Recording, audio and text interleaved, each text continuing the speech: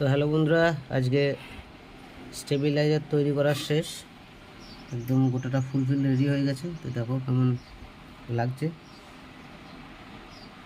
এটা হচ্ছে সামনেকার ফ্রন্ট, এটা হচ্ছে rotor switch step up down main এবং অফ।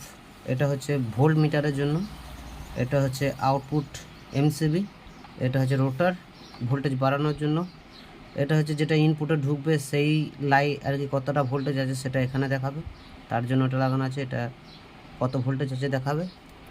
আর পেছনে যে সকেট লাগানো আছে, এখানে আপনারা মনে করলে কোনো কারণে 16 অ্যাম্পিয়ারের সকেট বসাতে পারেন। এখানে যেহেতু 6 অ্যাম্পিয়ারের রিকোয়ারমেন্ট ছিল তাই 6 অ্যাম্পিয়ারের লাগিয়েছি। আর এটা হচ্ছে এই 6 mm তার ভরা আছে কানেকশনের জন্য মেন লাইন।